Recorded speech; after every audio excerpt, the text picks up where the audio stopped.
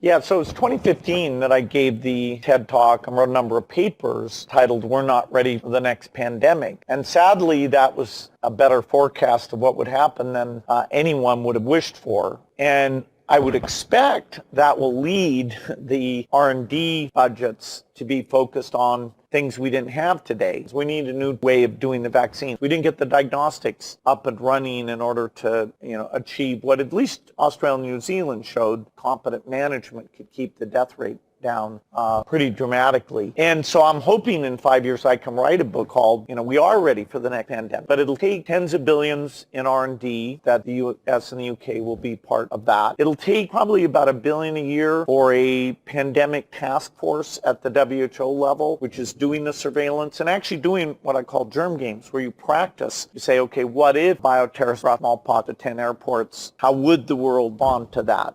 There's naturally caused epidemics and bioterrorism caused epidemics that could even be way worse than what we experience today. And yet the advances in medical science should give us tools that we could do dramatically better. So you'd think this would be a priority.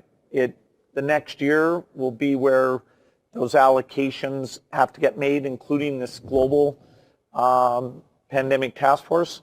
The nice thing is a lot of the R&D we need to do to be ready for the next pandemic are things like making vaccines cheap, having big factories, eradicating the flu, getting rid of the common cold, making vaccines just a little patch you put on your arm, things that will be incredibly beneficial even in the years when we don't have pandemics. So, along with the climate message and the ongoing fight against disease of the poor, the pandemic preparedness is something I'll be talking about a lot. And I think it'll find fertile ground because, we lost trillions of dollars and millions of lives.